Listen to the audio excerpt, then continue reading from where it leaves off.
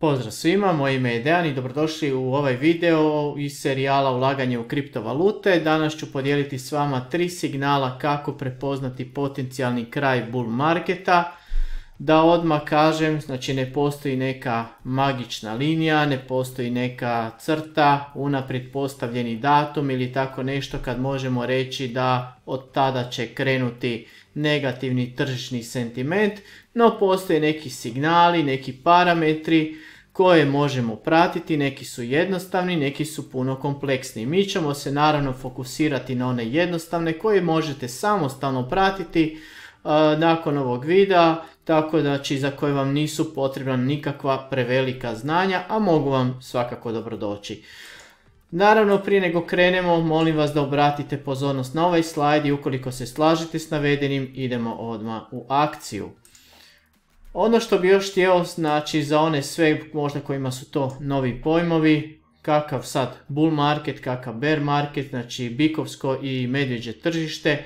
Bikovsko tržište ili bull market, znači dolazi od toga da bik ide rogovima prema gore, on gura cijenu prema gore, nabijaju, jel?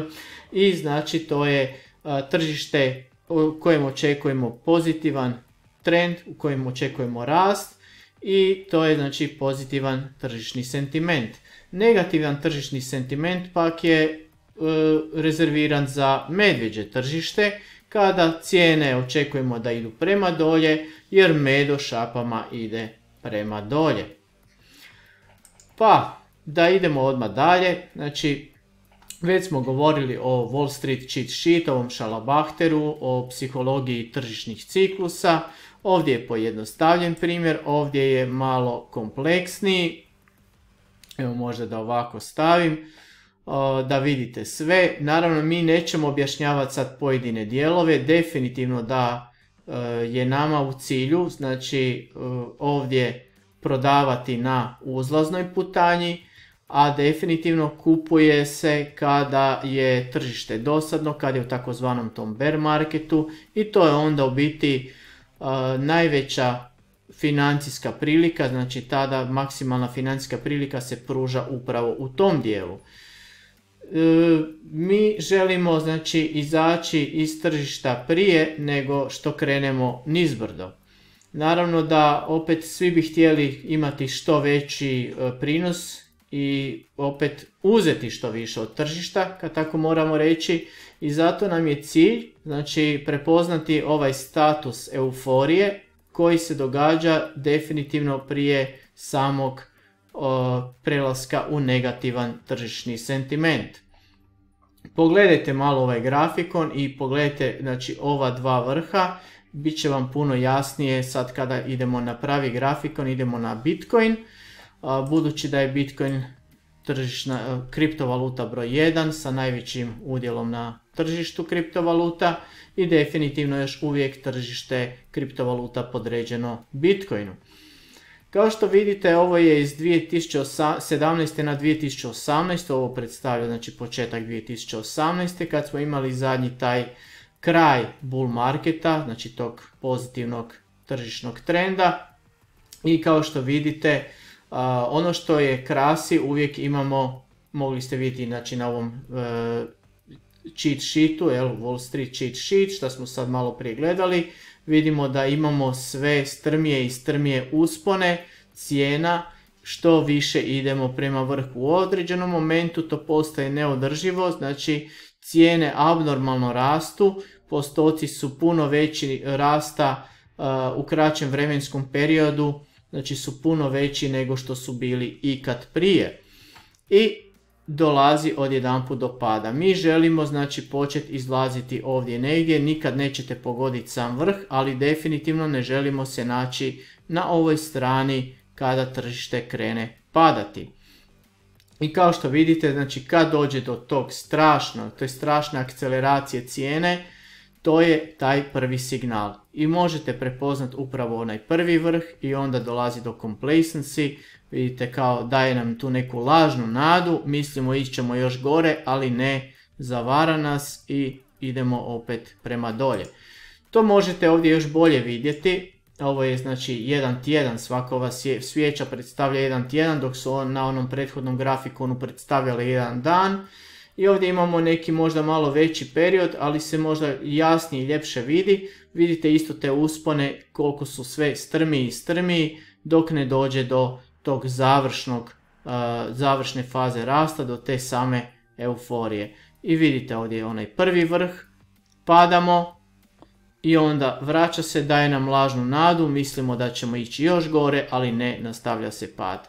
Znači upravo kad se dogodi ova ogromna akceleracija cijene, velike promjene na postotnoj razini, znamo da se bliži kraj bull marketa. To je definitivno prvi signal. Drugi signal, isto vrlo jednostavan alat, odnosno stranica, Fear and Greed Index, indeks straha i pohlepe.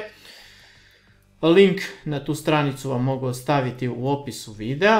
A ono što je znači zanimljivo, zanimljivi su nam ekstremi. Znači nas zanima znači, kad je ekstremna pohlepa, jer naravno kad je ekstremna pohlepa potrebno je razmišljati o prodaji. Zato jer svi žele kupiti i svi očekuju da će cijena ići još gore i gore i gore i gore i tako u nedogled. Naravno da to nije moguće. I vidite ovdje recimo ekstremna pohlepa se mjeri već od 75, ali pogledajte koliki dugi period smo bili u toj fazi ekstremne pohlepe, a tim više još u intervalu znači od 85 pa skoro do 100, jel? Do maksimuma, vidite da je čak i to bilo nekoliko mjeseci ovo što je crveno obilježeno. Znači definitivno to nam je drugi signal. Znači bitno su nam sva tri signala zajedno, baš znači koji bi predvidjeli kraj, znači potencijalni kraj recimo u ovom slučaju bull marketa. I treći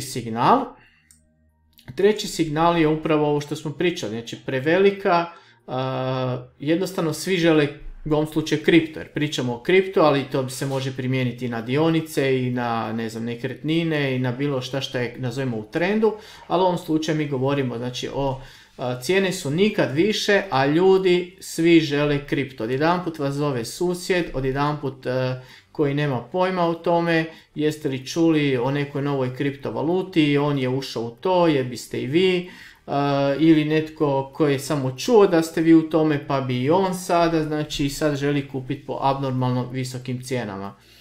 Ne samo to, znači to je dio tog trećeg signala i isto tako ovakvi naslovi. Nebitno što su oni bili, vidite, još u 8. mjesecu 2017.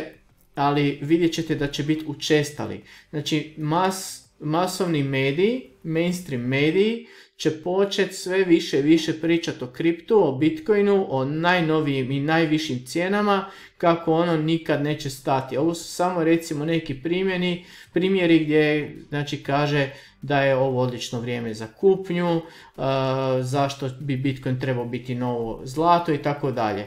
Naravno takvih naslova je sve više. Da li ćemo imati naslove i neke emisije na TV-u gdje će pričati da Bitcoin ide na 200.000, Ethereum na ne znam 50.000, svašta ljudima je moguće će doći na pamet i takvih to će biti sve učestalije. To nam je taj treći signal.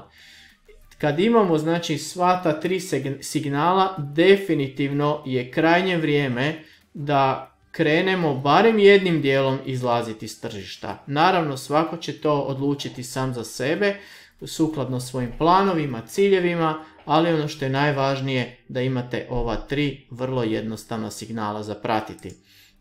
Ako vam je sve to bilo ok, naravno stisnite like, pretplatite se na kanal i vidimo se u nekom novom videu. Pozdrav!